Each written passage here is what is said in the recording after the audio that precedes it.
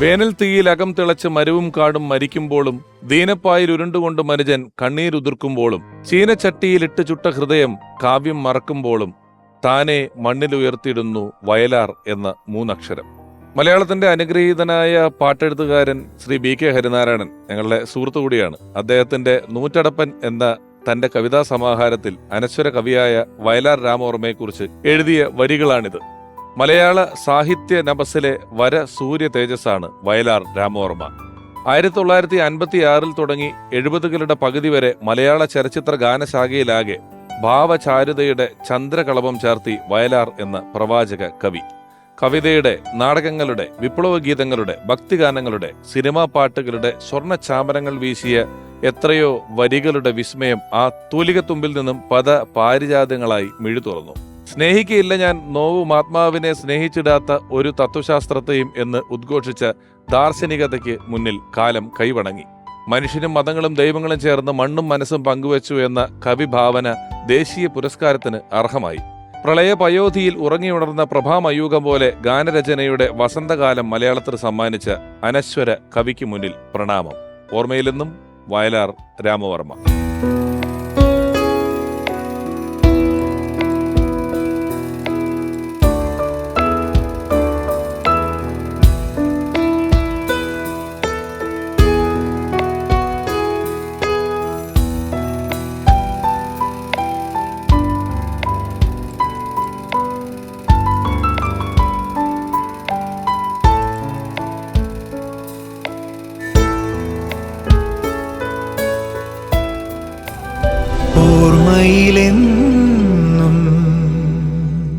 സമര പോരാട്ടങ്ങളുടെ പേരിലാണ് വയലാർ എന്ന സ്ഥലപ്പേര് മലയാളികൾ അറിയുന്നതെങ്കിൽ അതിനോടൊപ്പം തന്നെ മറ്റൊരു തരത്തിലും വയലാർ എന്ന സ്ഥലപ്പേര് മലയാളികളുടെ ഹൃദയത്തിൽ സ്ഥാനം പിടിച്ചത് ആയിരക്കണക്കിനായ പാട്ടുകളുടെ വരികളിലൂടെയാണ്. ഇന്നും ആ പേര് തന്റെ പേരിനോടൊപ്പം അഭിമാനമായി കൊണ്ടു നടക്കാൻ പറ്റുന്ന ഒരാൾ വയലാർ തളിരണിയിച്ച പാട്ടെഴുത്തിന്റെ വഴികളിലൂടെ തന്നെ സിനിമയിലേക്ക് നടന്നെടുത്ത ഒരാൾ, ഗാനരചയിതാവ്, നമ്മളെല്ലാവരും ബഹുമാനിക്കുന്ന പ്രിയപ്പെട്ട വയലാർ രാമവർമ്മയുടെ മകൻ. സ്നേഹപൂർവ്വം എപ്പിസോഡിലേക്ക് സ്വാഗതം ചെയ്യുന്നു പ്രിയപ്പെട്ട വയലാർ ശരത്ചന്ദ്ര വർമ്മ.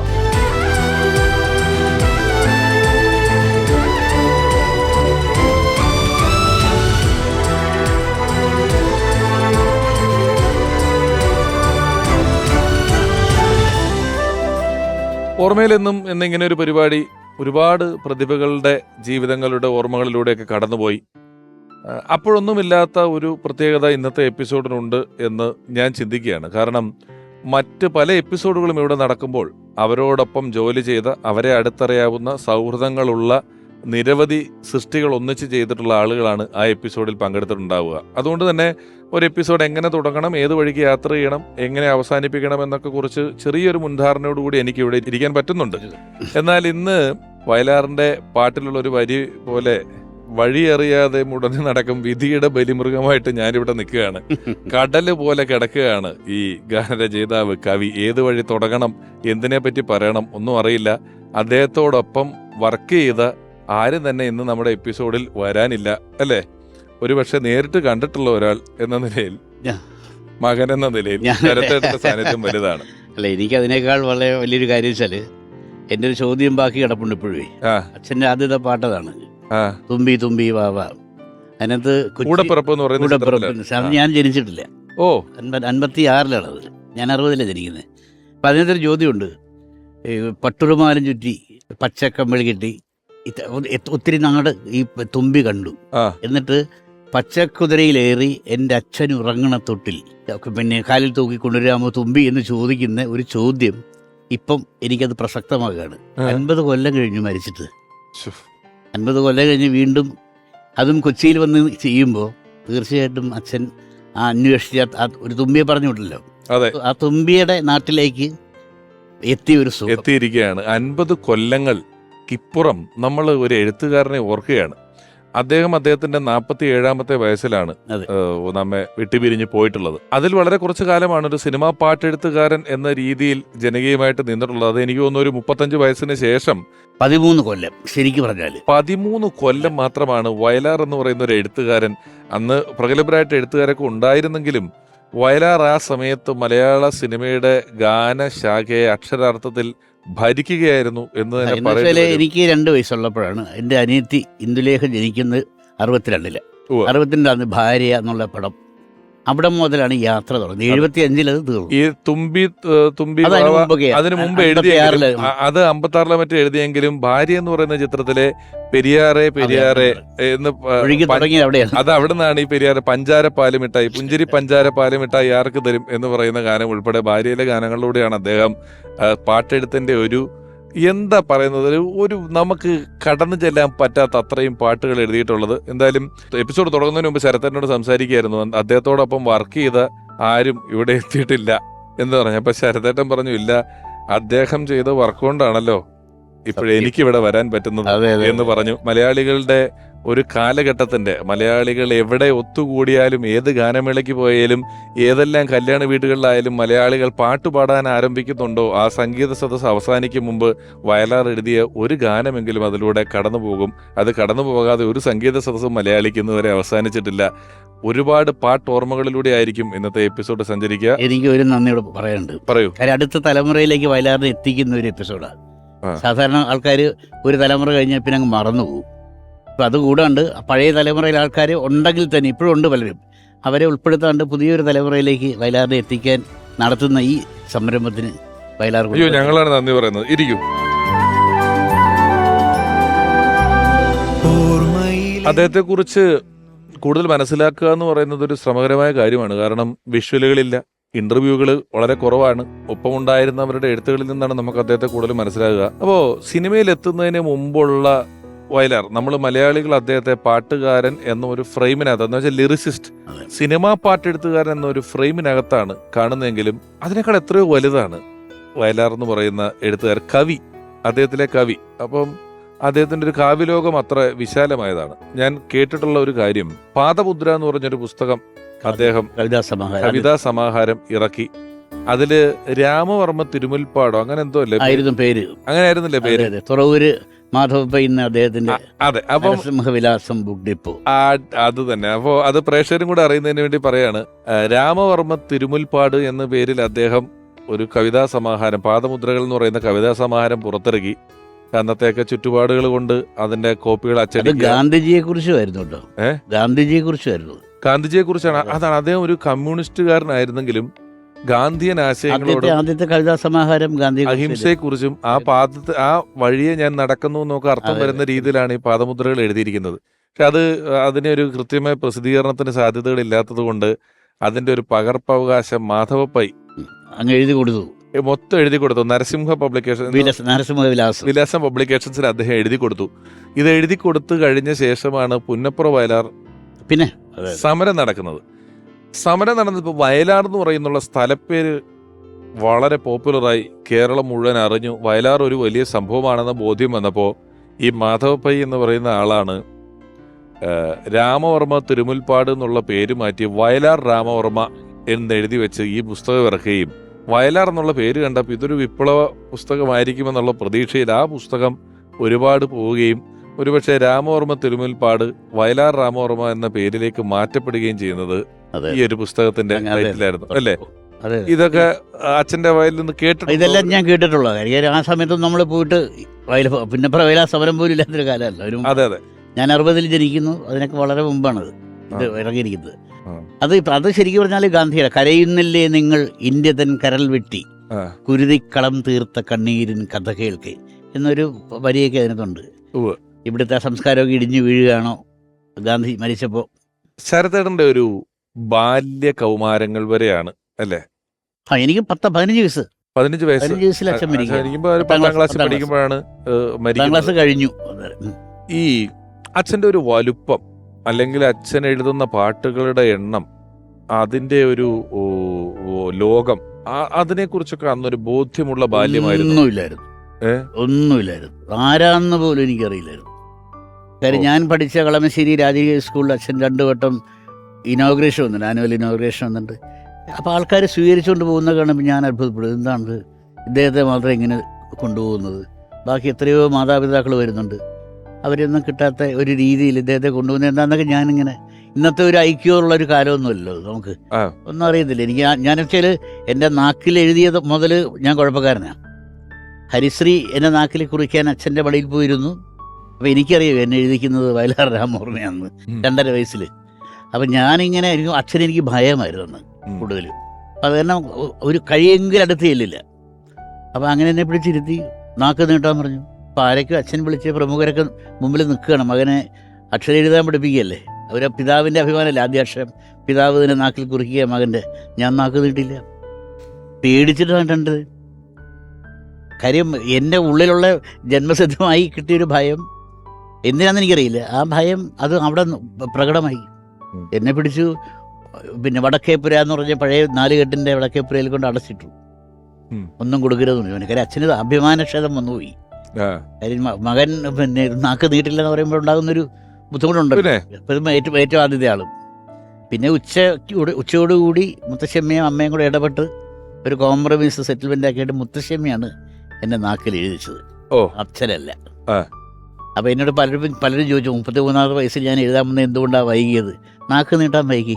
അന്ന് കൃത്യമായിട്ട് നീട്ടിയിരുന്നെങ്കിൽ പക്ഷേ നേരത്തെ എഴുതാനുള്ളൊരു അവസരം നമുക്ക് ഉണ്ടാകുമായിരുന്നു. പക്ഷേ അച്ഛൻ സമ്മതിച്ചിട്ടില്ല. അല്ലെ, പിന്നെ ഇപ്പൊ ഈ പറഞ്ഞിടത്തുനിന്ന് ഞാൻ ചോദിക്കുകയാണ്, ശരത്തേട്ടന്റെ ഒരു സിനിമാ പ്രവേശം കുറെ നാൾ കഴിഞ്ഞിട്ടാണ്, എത്രയോ നാൾ കഴിഞ്ഞിട്ടാണ്.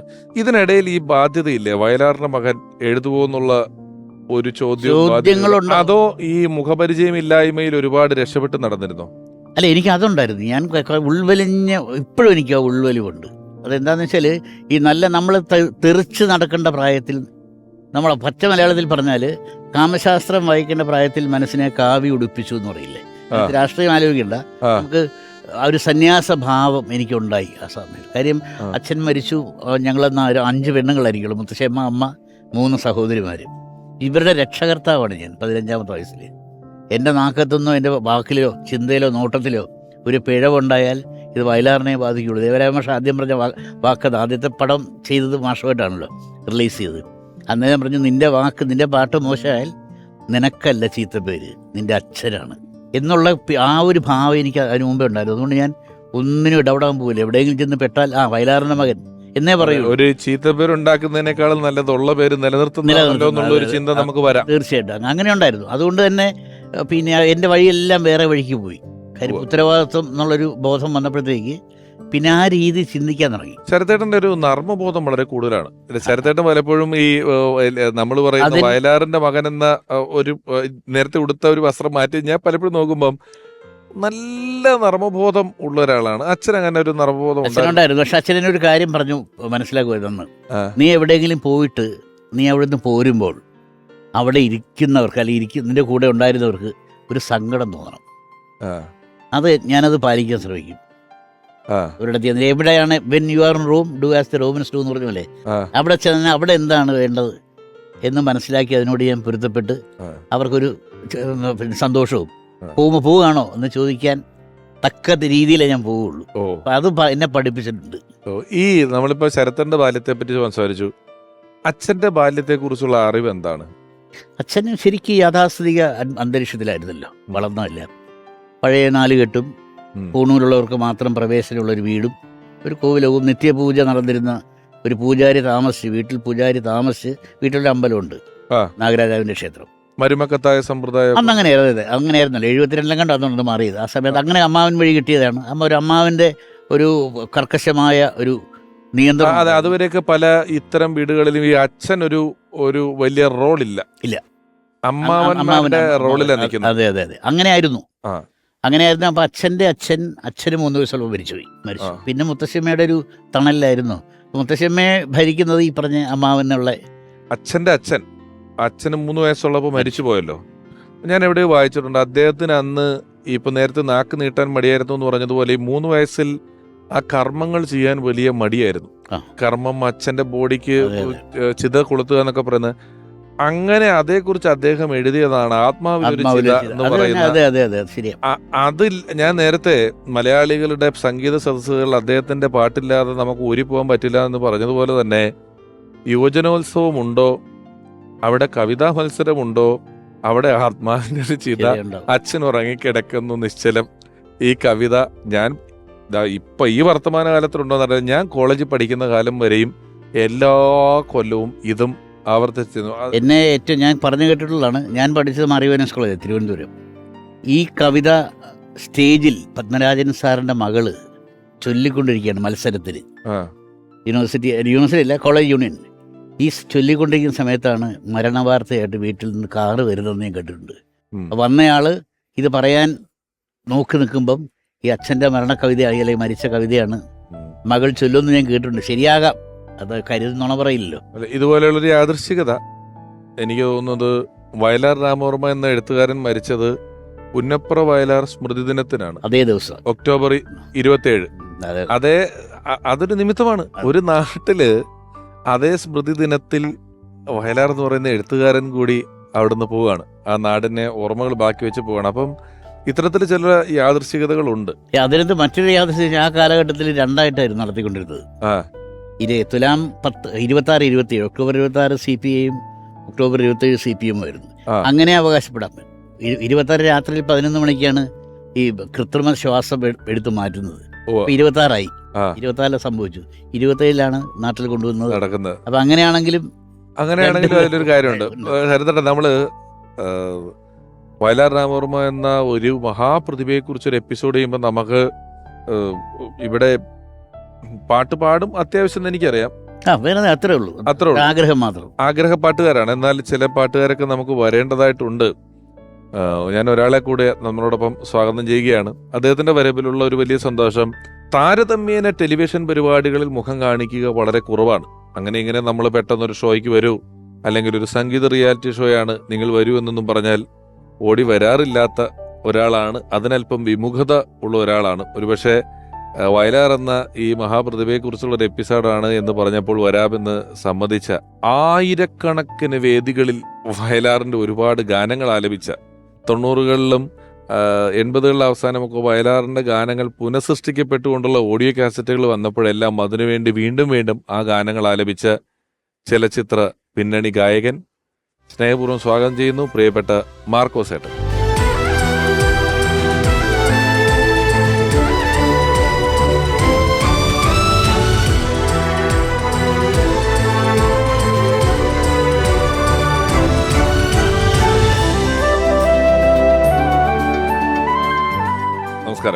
നമസ്കാരം. തീർച്ചയായിട്ടും ഒരുപാട് എന്താ പറയുക, നാളുകൾക്കും വർഷങ്ങൾക്കൊക്കെ ശേഷമാണ് പിഷാരടിയെ കാണുന്നത് നേരിട്ട്.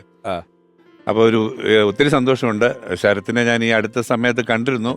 പക്ഷേ ഈ പറഞ്ഞ പോലെ ഒരു ചടങ്ങിന് അദ്ദേഹം, ഞങ്ങൾ രണ്ടുപേരും പ്രസന്റ് ആവേണ്ട ഒരു ചടങ്ങിൽ വരാമെന്ന് പറഞ്ഞിരുന്നെങ്കിലും ചില പ്രത്യേക കാരണങ്ങൾ കൊണ്ട് ഞങ്ങൾക്ക് വേദിയിൽ കാണാൻ പറ്റിയില്ല. വളരെ വളരെ സന്തോഷം. മാർക്കോസേട്ടൻ വന്നതിൽ ഞങ്ങൾക്കാണ് സന്തോഷം. ഞാൻ ഇതിന്റെ ആമുഖത്തിൽ പറഞ്ഞിരുന്നു, ഈ വയലാറിന്റെ പാട്ടില്ലാതെ ഒരു പാട്ട് പരിപാടി മലയാളത്തിൽ അവസാനിപ്പിക്കാൻ പറ്റില്ല എന്ന്. 4 പതിറ്റാണ്ട് കഴിഞ്ഞില്ലേ മാർക്കോസേട്ടൻ? ഞാനിപ്പോ 46 വർഷമായി രംഗത്ത് വന്നിട്ട്. 46 വർഷമായി രംഗത്ത് മാർക്കോസേട്ടൻ എത്തിയിട്ട്.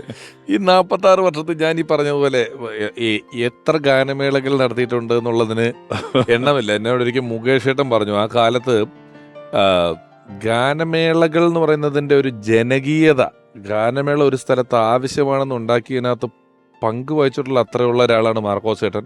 മറ്റൊരു നന്മ, അദ്ദേഹത്തിനൊരു ട്രൂപ്പുണ്ട്. മറ്റൊരു ട്രൂപ്പ് മാർക്കോസേട്ടനെ ഗസ്റ്റായിട്ട് വിളിച്ചാൽ ആ ഗസ്റ്റായിട്ട് പോയ ട്രൂപ്പിൽ നിന്ന് കിട്ടുന്ന പൈസ കൊണ്ടുവന്നിട്ട് സ്വന്തം ട്രൂപ്പിലുള്ള ആളുകൾക്ക് ഒരു നിശ്ചിത അളവിൽ കൃത്യമായി അതിൻ്റെ ഒരു വിഹിതം കൊടുത്തിട്ട് മാത്രമേ വേറൊരു ട്രൂപ്പിൽ പരിപാടിക്ക് പോകുള്ളൂ എന്നുള്ള രീതിയിലുള്ള എത്തിക്സ് ഒക്കെ കാത്തു സൂക്ഷിക്കുന്ന ഒരു വലിയ കാര്യമാണ് മാർക്കോസേട്ട. അതൊക്കെ വയലാറിന്റെ പാട്ട് പാടാതെ ഏതെങ്കിലും ഷോ, ഞാൻ പറഞ്ഞത് അതിശയോക്തി അല്ലെന്ന് പ്രേക്ഷകരെ മനസ്സിലാക്കുന്നുണ്ട്, തീർക്കാൻ പറ്റിയിട്ടുണ്ടോ ഇതുവരെ? ഒരിക്കലുമില്ല. കാരണം ഞാൻ പാടുന്നതിൽ ഒരു പകുതിയിലേറെ വയലാറിൻ്റെ പാട്ടുകളാണ്. കാരണം ഞാൻ ആദ്യം കേൾക്കുന്ന പാട്ടുകൾ, എനിക്ക് 5 വയസ്സോ 6 വയസ്സൊക്കെ ഉള്ളപ്പോൾ തിരുവനന്തപുരത്ത് അച്ഛൻ ഡോക്ടറായിരുന്നു. അപ്പോൾ തിരുവനന്തപുരം മെഡിക്കൽ കോളേജിൽ വർക്ക് ചെയ്യുമ്പോൾ ഞങ്ങൾ കേശവദാസപുരത്താണ് താമസിച്ചിരുന്നത്. അപ്പം ഒരു യൂനിസ് സേട്ട് എന്ന് പറഞ്ഞ ഒരാളുടെ കോമ്പൗണ്ടായിരുന്നു അത്. ഏകദേശം എനിക്ക് ഒരു 1-1.25 ഏക്കർ ഒന്നിച്ച് കിടക്കുന്ന ഒരു. അപ്പോൾ അതിനകത്ത് കേശവദാസപുരം ജംഗ്ഷൻ കഴിയുമ്പോൾ ഞങ്ങളുടെ വീട്, അത് കഴിയുമ്പോൾ ഈ യൂനിസ് സേട്ടിൻ്റെ വീട് കഴിഞ്ഞിട്ട് അന്ന് അതൊരു സലീം തിയേറ്റർ എന്ന് പറഞ്ഞിട്ട് ഒരു തിയേറ്ററായിരുന്നു, അദ്ദേഹത്തിൻ്റെ മകൻ്റെ പേരിലുള്ള തിയേറ്റർ. അത് കഴിഞ്ഞൊരു പമ്പ്, ആ പമ്പ് ഇപ്പോഴും ഉണ്ട്. അപ്പം ഞാൻ കുഞ്ഞായിരുന്ന സമയത്ത് ഈ തിയേറ്ററിൻ്റെ, അതായത് 60-62 കാലത്തെ കാര്യമാണ് ഞാൻ പറയുന്നത്. അപ്പം അന്ന് ഈ തിയേറ്ററിൻ്റെ മേലെ 2 കോളാമ്പി വെച്ചിട്ട് മാറ്റിനിക്ക് പാട്ട് വെക്കും, ഫസ്റ്റ് ഷോയ്ക്ക് പാട്ട് വെക്കും, സെക്കൻഡ് ഷോയ്ക്ക് പാട്ട് വെക്കും. അപ്പം ഇങ്ങനെ നമ്മൾ പിച്ച വെച്ച് തുടങ്ങുന്ന സമയമാണ്. അപ്പം എപ്പോഴും ഞാൻ കേൾക്കുന്നത് ഈ ഭാര്യയിലെ പാട്ട്, റബേക്കയിലെ പാട്ട്, കായംകുളം കൊച്ചുണ്ണിയിലെ പാട്ട്. അപ്പം അതിൻ്റെ കൂടെ ഞാനിങ്ങനെ പാടും ഈ ചെറിയ പ്രായത്തിൽ. അപ്പം സുശീലാമ്മയുടെ പാട്ടായിരുന്നു എനിക്ക് അന്ന് ഏറ്റവും കൂടുതൽ ഇഷ്ടം. അപ്പം സുശീലാമ്മയുടെ ശകുന്തളയിലെ പാട്ട്, പ്രിയതമ എന്നുള്ള പാട്ടൊക്കെ ഞാൻ അതുപോലെ ശംഖുപുഷ്പം കണ്ണെഴുതുമ്പോൾ ആ സിനിമയിലാണ്. ഒരുപക്ഷെ എനിക്ക് തോന്നുന്നു വയലാർ എന്ന എഴുത്തുകാരന്റെ ഫസ്റ്റ് ജനകീയ പാട്ട് തീർച്ചയായിട്ടും കൂട്ടത്തിൽ എടുത്തു പറയുന്ന ഒരു പാട്ട് അതാണ്. സൂപ്പർ ഹിറ്റ് എന്ന് പറയുന്ന രീതിയിലുള്ളത്. കാരണം തുമ്പി തുമ്പി വാവ ഒരു പടത്തിൽ എഴുതി, അതൊക്കെ കഴിഞ്ഞിട്ട് ഈ സിനിമയിലാണ്, ഈ ശകുന്തള എന്ന് പറയുന്ന സിനിമയിലെ ശംഖുപുഷ്പം കണ്ണെഴുതുമ്പോൾ ശകുന്തള നിന്നെ ഓർമ്മ വരുന്നുള്ള പാട്ടാണ് പ്രണയഗാനങ്ങളുടെ കൂട്ടത്തിലെ മെഗാ ഹിറ്റ് ടോപ്പ് അടിക്കുന്നത്. തീർച്ചയായും അതിലെ എല്ലാ പാട്ടും ഒന്നൊന്നല്ല, ഒരു പാട്ടെന്നുള്ളതല്ല, എല്ലാ പാട്ടുകളും ഭയങ്കര ഹിറ്റായിരുന്നു. അത് അന്ന് എഴുതിയ അല്ലെങ്കിൽ ആ കാലഘട്ടത്തിൽ വന്ന പാട്ടുകളൊക്കെ തന്നെയാണ് ഇപ്പോഴും നമ്മുടെ മനസ്സിലുള്ളത്. മാർക്കോസ് ചേട്ടന്മാരെ സ്വർണ്ണതാമര ഇതിൽ ധാരാളം പാടിയിട്ടുണ്ട്, ഒരുപാട്. എന്റെ മനസ്സിൽ കിടക്കുന്ന പാട്ട് ഇപ്പോഴാണെന്നറിയോ? നിറകുടം തുളുമ്പി. അത് ഒരു സൂപ്പർ ഹിറ്റ് പാട്ടായിരുന്നു. പാടുന്നൊരു പാട്ട്. ഞാൻ ഒരുപാട് വേദികളിൽ പാടിയിരുന്ന പാട്ടാണ്. സംഗമം, 1000 പാദസരങ്ങള്, മാറ്റിവെക്കാൻ ഏത് പാട്ടാണ് നമുക്ക്.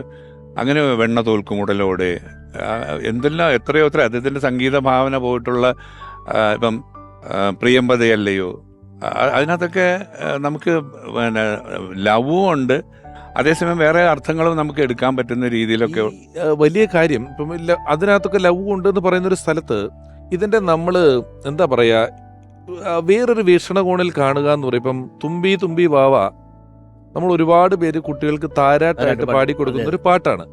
എന്നാൽ അതൊരു കുട്ടിയുടെ പെർസ്പെക്റ്റീവില, അമ്മയുടെ പെർസ്പെക്റ്റീവിലല്ല. കരള് പുകഞ്ഞിട്ടമ്മ എൻ കവലിൽ നൽകിയൊരു ഉമ്മ.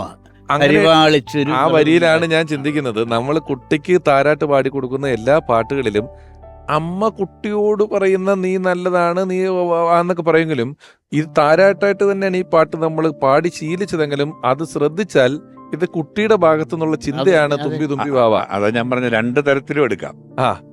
നമുക്ക് ഏത് തരത്തിൽ വേണം, എങ്ങനെ വേണമെങ്കിലും എടുക്കാം. ഒരു റെക്കോർഡേ 750ഓളം പാട്ടുണ്ട് വയലാർ ദേവരാജൻ. ഒരു മ്യൂസിക് ഡയറക്ടറും ഒരു ലിറിസിസ്റ്റും 750 പാട്ടുകൾ ലോക റെക്കോർഡാണ്. അതെ, ലോക സംഗീതത്തിൽ അതൊരു റെക്കോർഡാണ്.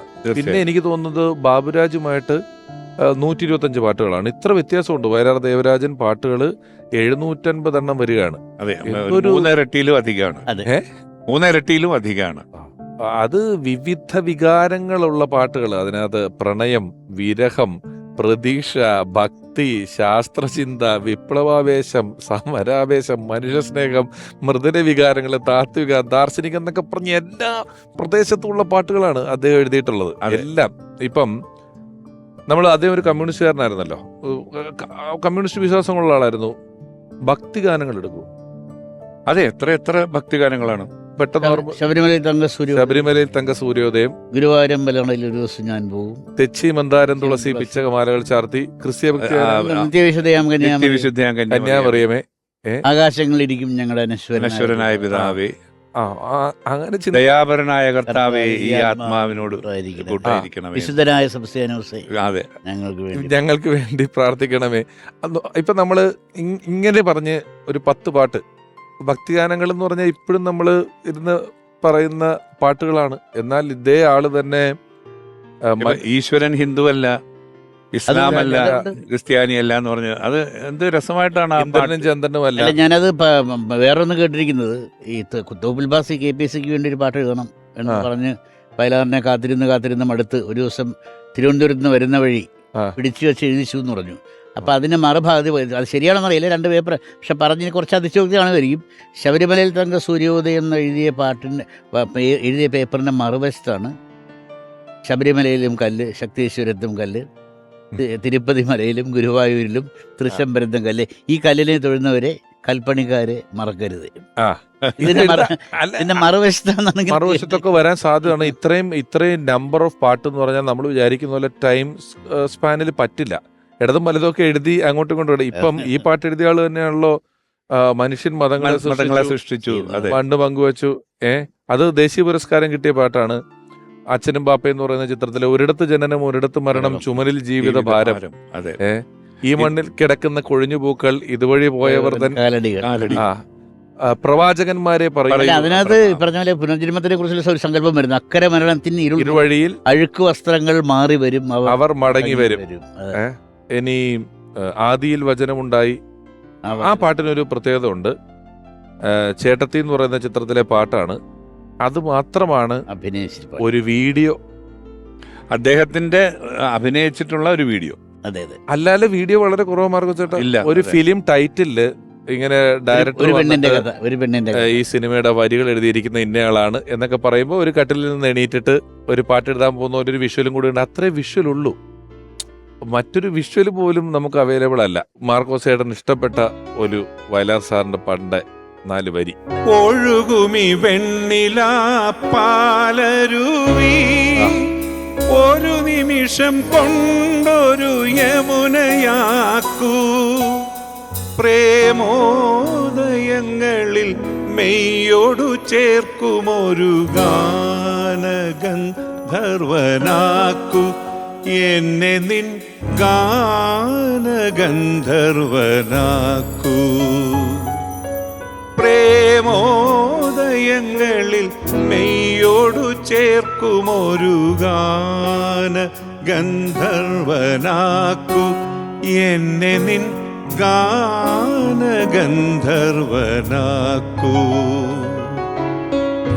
ഇന്ദ്രവല്ലരി പൂച്ചൂടി വരും സുന്ദര ഹേമന്തരാത്രി, എന്നെ നിന്മാറിലെ വനമാലയിലെ മന്ദാരമലരാക്കൂ, ഇവിടം വൃന്ദാവനമാക്കൂ.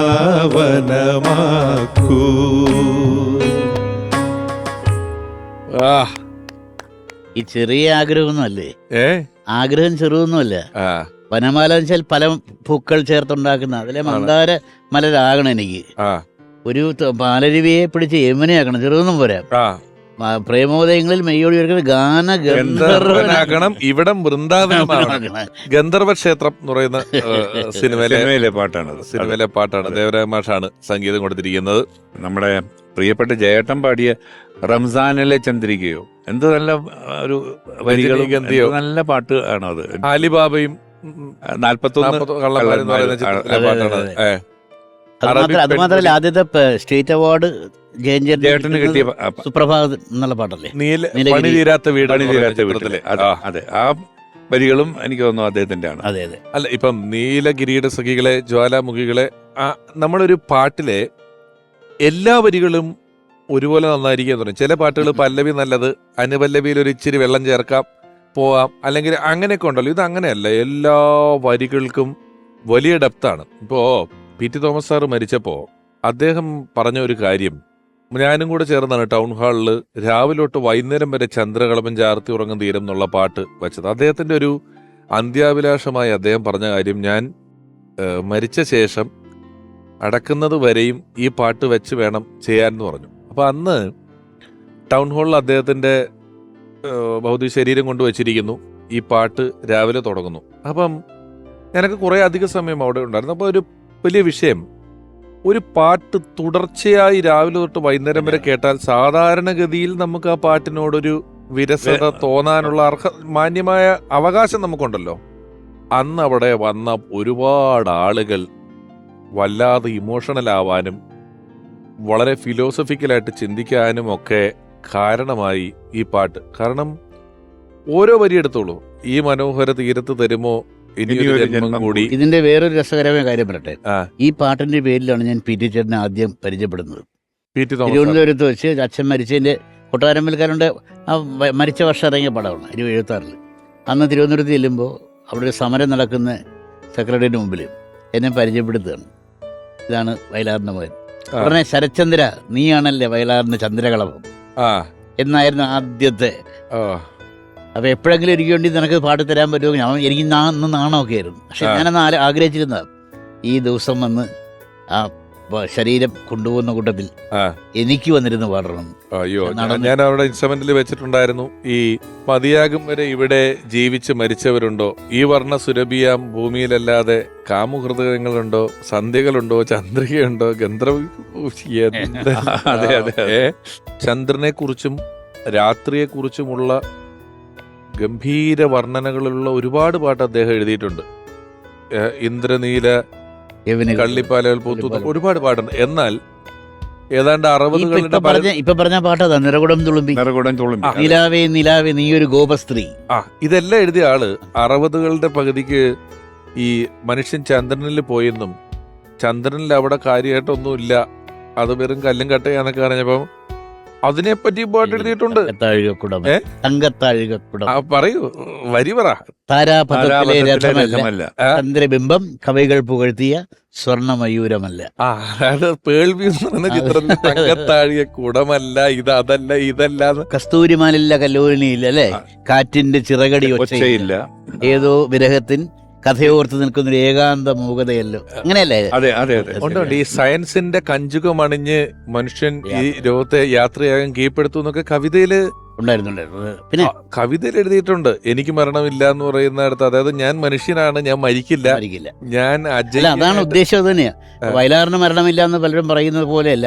അതിനകത്ത് വയലാർ ഉപയോഗിച്ചെങ്കിൽ എനിക്ക് ഞാനല്ല, വയലാറല്ല, മനുഷ്യനാണ്. അതെ, അതെ. മനുഷ്യത്വത്തിന് മരണം ഉണ്ടാകരുതെന്ന് മനുഷ്യൻ ഇങ്ങനെ തുടർന്നുകൊണ്ടിരിക്കും. അവൻ സയൻസ് ഉപയോഗിച്ചുകൊണ്ട് ഇതിനെ മുന്നിലേക്ക് പോകുന്നുള്ള ഒരു ദാർശനികത ഭയങ്കര കാര്യമായിട്ട് പറഞ്ഞിട്ടുള്ള ഒരാളാണ്.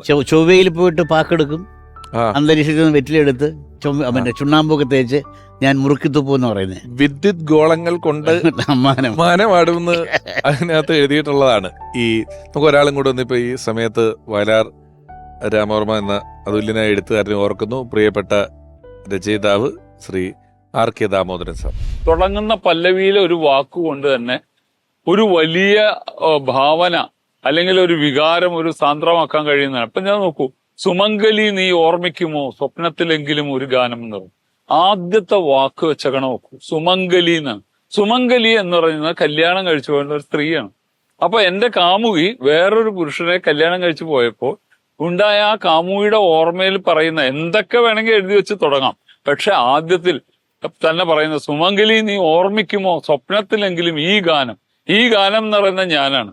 അപ്പൊ എന്നെ വിട്ടുപോയാലുള്ള ആ സുമംഗലി എന്ന് പറയുന്ന ഒരു വാക്കിലൂടെ തന്നെ, പല്ലവി തുടങ്ങുന്ന വാക്കിലൂടെ തന്നെ ആ പ്രപഞ്ചത്തെ, ആ വിരഹത്തെ, ആ വിപ്രലംബത്തെയൊക്കെ അദ്ദേഹത്തിന് ആവിഷ്കരിക്കാൻ കഴിയുന്നു. പിന്നെ രാഗത്തില് ഇവിടെ കാറ്റിന് സുഗന്ധം എന്ന് പറയുന്നൊരു പാട്ടുണ്ട്. ഇവിടെ കാറ്റിന് സുഗന്ധം, ഇതിലേ പോയത് വസന്തം. എങ്ങനെ വേണമെങ്കിലും ഒരു അന്ധയായ സ്ത്രീ പാടുന്നതാണ്. അപ്പൊ ഇവിടെ വസന്തം വന്നു എന്ന് പറയണമെങ്കിൽ, പൂവിടർന്നത് കാണണമെങ്കിൽ കണ്ണ് കാഴ്ച വേണം.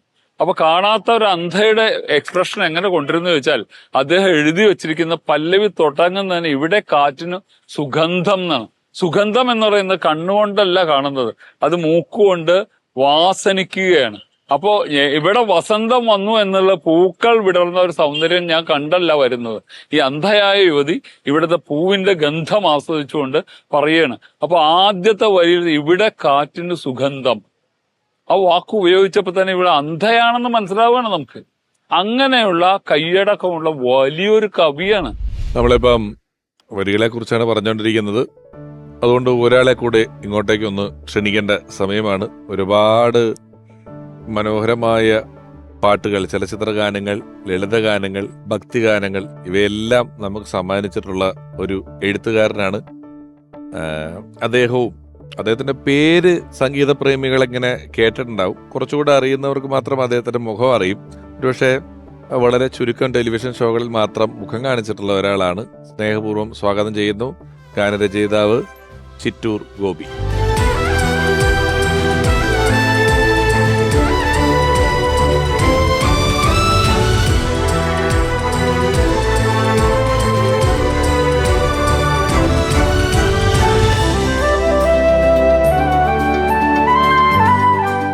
നമസ്കാരം. നമസ്കാരം. ഞാനിപ്പോ ആമുഖത്തിൽ പറഞ്ഞു, ഗോപിച്ചേട്ടനൊക്കെ TV പരിപാടികളിൽ മുഖം കാണിക്കല് വളരെ കുറവാണ്. വരികളിലൂടെ ആളുകൾക്കറിയാം. വെറുതെ ഗോപിച്ചേട്ടനെ ഒന്ന് ചിലർക്കെങ്കിലും ഈ മുഖം കണ്ടിട്ടില്ലെങ്കിൽ അദ്ദേഹത്തിന്റെ ഒരു പാട്ട് ഞാൻ പറയുകയാണ്. അതിനൊരു വലിയ പ്രത്യേകതയുണ്ട് ആ പാട്ടിന്. നമ്മളിപ്പം ഈ അവനവൻ അറിയാവുന്ന ഒരു മേഖലയെക്കുറിച്ച് അല്ലാത്ത എഴുത്തിനെ കുറിച്ച് നമ്മളിപ്പോൾ പറഞ്ഞുകൊണ്ടിരിക്കുകയായിരുന്നു. ഇപ്പോൾ ചിറ്റൂർ ഗോപി എന്ന് പറയുന്ന ഒരാൾ എഴുതിയ പാട്ടാണ് പോകുന്നേ ഞാനൻ നാഥന്റെ ചാരെ എൻഗൃഹം തേടി എൻഗൃഹം തേടി ദൈവത്തോട് തുറങ്ങുവാൻ ദേഹം എന്നൊരാ കൂട് വിട്ട് ഞാൻ കർത്താവിൻ നാട്ടിൽ ചെല്ലുമ്പോൾ മാലാഖമാരും ദൂതരും മാറി മാറി പുണർന്നുപോയി. പ്രകൃതിയെക്കുറിച്ച് വർണ്ണിക്കാൻ എല്ലാവർക്കും പറ്റും, എല്ലാവർക്കും പറ്റുന്ന ഞാൻ ഉദ്ദേശിച്ചത് നമ്മൾ അവിടെ ഉള്ളത് കൊണ്ടാണ്. പക്ഷെ ഒരു ഭക്തിഗാനത്തിന്റെ എഴുത്തിലോട്ട് വരുമ്പോൾ ഇപ്പം വയലാറിനെ കുറിച്ച് പറഞ്ഞാലും ഇപ്പൊ ഗോപിച്ചേട്ടൻ എഴുതിയത് ഞാൻ എടുത്ത് പറഞ്ഞാൽ അതുകൊണ്ടാണ്. ഇതിനൊരു ലിറിസിസ്റ്റ് എന്നുള്ള നിലയിൽ വയലാറിന്റെ പാട്ടുകൾ കാണുമ്പോൾ ഇതിന്റെ ഒരു ഹ്രസ്വമായ സമയം, ഇത്രയും പാട്ടുകൾ, ഇതിന്റെ പിന്നിലൊരു പഠനം ഉള്ളതായിട്ട് തോന്നിയിട്ടുണ്ടോ ഗോപിച്ചേട്ടന്? ഈ അനുഭവങ്ങൾ പാളിച്ചകൾ എന്ന് പറഞ്ഞ സിനിമയില് അഗ്നിപർവ്വതം പൂഞ്ഞു എന്ന് പറഞ്ഞ പാട്ടുണ്ട്. അഗ്നിപർവ്വതം പൂഞ്ഞു വയലാർ സാർ എഴുതിയ പാട്ടാണ്. അപ്പൊ അതിനെക്കുറിച്ച് തകഴി സാറ് പറഞ്ഞേക്കുന്ന ഒരു കാര്യം, 3.5 വർഷം കൊണ്ടാണ് ആ നോവൽ എഴുതി തീർത്തത് അദ്ദേഹം. ചെല്ലപ്പൻ എന്ന് പറഞ്ഞൊരു കഥാപാത്രത്തെ സൃഷ്ടിക്കാനായിട്ട്, അത്രയും ശക്തിയുള്ള ഒരു കഥാപാത്രത്തെ സൃഷ്ടിക്കാൻ. പക്ഷേ തകഴി സാറ് പറഞ്ഞത് 1/2 മണിക്കൂർ കൊണ്ട് കുട്ടൻ എന്നെ കവച്ചു വെച്ചു എന്ന് പറഞ്ഞു. കുട്ടൻ എന്ന് പറഞ്ഞ വയലാർ സാറ്. അതായത് ആ പാട്ട്, ആ ഒരൊറ്റ പാട്ടുകൊണ്ട് ചെല്ലപ്പൻ എന്ന് പറഞ്ഞ കഥാപാത്രത്തെ അത്രയും പരിപൂർണനാക്കി എന്നാ പറയുന്നത്. ശരിക്കും പറഞ്ഞു നമ്മൾ അവന് വരികൾ അങ്ങനെ ഉണ്ടല്ലോ. അതെ, മൃത്യുവിന്റെ ഗുഹയിൽ പുതിയൊരു രക്തപുഷ്പത്തിൽ ഒരുപാട് അർത്ഥമുണ്ട്. അതിൽ കുറച്ച് കമ്മ്യൂണിസ്റ്റ് ഒക്കെ വന്നിട്ടുണ്ട്. രക്തപുഷ്പം അറിയില്ല, ശരത്തിനറിയാം. അത് നാളത്തെ നിശീതത്തിൽ ഈ മുത്ത് രാഗി രാഗി കാലമൊരു കത്തുന്ന പന്തമാക്കും എന്ന് പറയും. അപ്പൊ അതിലൊക്കെ എന്ന് പറഞ്ഞിട്ടുണ്ടെങ്കിൽ ആ ഒരു ശരിക്കും പറഞ്ഞ 1/2 മണിക്കൂർ കൊണ്ട് എഴുതിയ ഒരു കവിത, പാട്ട്, 3.5 വർഷം കൊണ്ട് തകഴി സാർ എഴുതിയ ഒരു നോവലിലെ ചെല്ലപ്പൻ എന്ന് പറഞ്ഞ കഥാപാത്രത്തെ അതിതീവ്രമാക്കി എന്നാ പറയുന്നത് വയലാർ സാർ എഴുതിയത്. ഞാൻ കേട്ടിട്ടുള്ളത് ഈ ഒരു കാർ യാത്രയിൽ ഇരുന്നപ്പോഴാണ് ഈ ചലനം ചലനം ചലനം മാനവ ജീവിത പരിണാമത്തിന് ആ പാട്ട്. അതേ മാർക്കോ ചേട്ടാ, അതൊരു നാലുവരി പാടാലോ. ചലനം ചലനം ചലനം മാനവ ജീവിത പരിണാമത്തിൻ മയൂര സന്ദേശം. ചലനം ചലനം ചലനം ചലനം ചലനം ചലനം മാനവ ജീവിത പരിണാമത്തിൻ മയൂര സന്ദേശം. ചലനം ചലനം ചലനം വേദങ്ങൾ എഴുതിയ മുനിമാർ പാടി വാഴ്വേ മായം. വേദങ്ങൾ എഴുതിയ മുനിമാർ പാടി വാഴ്വേ മായം. ഈ യുഗം നിർമ്മിച്ച മനുഷ്യൻ തിരുത്തി വാഴ്വേ സത്യം, വാഴ്വേ സത്യം, വാഴ്വേ സത്യം. ചലനം ചലനം ചലനം ചലനം ചലനം ചലനം മാനവ ജീവിത പരിണാമത്തിൻ മയൂര സന്ദേശം. ചലനം ചലനം ചലനം. ചില പാട്ടുകാര്, ചില മ്യൂസിക് ഡയറക്ടേഴ്സ്, ചില ലിറിസിസ്റ്റുകൾ, ഇവരെക്കുറിച്ച് ഈ സിനിമ ഉണ്ടാക്കുന്ന ആളുകൾ പറയും അത് അടിപൊളി പാട്ടാണ്, അത് ഇവൻ എഴുതട്ടെ, ഇത് മെലഡിയാണ്, ഇത് ഇവൻ എഴുതട്ടെ, അത് ഇന്നതാണ്, ഇവൻ പാടട്ടെ എന്ന്. ഇത് പക്ഷെ ഇവിടെ എല്ലാ സൈസും എടുക്കും. എല്ലാ ഇപ്പൊ ഇതിന്റെ ഒരു ഈ പാട്ട് വാഴ്വേ മായം ഇത് തിരുത്തി എഴുതി എന്നൊക്കെ പറയുന്നിടത്ത് ഇതിന്റെ ഒരു പുരോഗമന ചിന്തയുണ്ടല്ലോ. മറ്റുള്ളവരുടെ പേര് റഫറൊക്കെ ഇപ്പം കണ്ണുനീർ തുള്ളിയെ സ്ത്രീയോട് ഉപമിച്ച കാവ്യഭാവനെ അഭിനന്ദനം എന്ന് പറയുന്ന പാട്ടിന്റെ വരികളൊക്കെ ശ്രദ്ധിച്ചാല് എന്ത് രസമായിട്ടാണ്. വിൽപ്പനച്ചരക്കായിരുന്നു. അതുകൊണ്ടാണത്. ഞാനിപ്പോ നമ്മുടെ ഒരു സദസ്സ് കുറച്ചുകൂടെ ഗംഭീരമാക്കാൻ വേണ്ടിയിട്ട് ഒരാളെയും കൂടെ വിളിക്കുകയാണ്. അദ്ദേഹത്തിന്റെ ഒരു പ്രത്യേകത എന്ന് പറയുന്നത് 10,000-ത്തിലധികം പാട്ടുകൾ കാണാതറിയാം. അതായത് മനപ്പാടമാണ്, ഹൃദ്യസ്ഥമാണ് 10,000-ത്തിലധികം പാട്ടുകൾ. ഈ 10,000-ത്തോളം പാട്ടുകളുടെയും സിനിമ ഏത്, അഭിനയിച്ചതാര്, റിലീസായ വർഷം, പാടിയതാര്, ഇതും കാണാതെ പറയും. ഇത് അദ്ദേഹം ഒരു ഷോ ആയിട്ട് വേദികളിൽ അവതരിപ്പിക്കുന്നതാണ്. പണ്ട് ഈ ഷോ അവതരിപ്പിക്കുമ്പം ആളുകൾക്ക് ചോദിക്കണമെങ്കിൽ ഉത്തരം അവനവൻ അറിയണമല്ലോ. ഇപ്പൊ ഗൂഗിളൊക്കെ വന്നുകൊണ്ട് സദസ്സിലുള്ള ആളുകളെല്ലാം ഗൂഗിളിൽ നോക്കുകയും ഇതില്ലാതെ ഉത്തരം പറയുകയും ചെയ്യുന്ന രീതിയിൽ ഗാനങ്ങളെ സ്നേഹിക്കുന്ന, ഗാനങ്ങൾ ആലപിക്കുന്ന, ഗാനങ്ങൾ ഹൃദ്യസ്ഥമാക്കിയ ഒരാൾ സ്വാഗതം ചെയ്യുന്നു പ്രിയപ്പെട്ട കൊച്ചിൻ മൻസൂർ.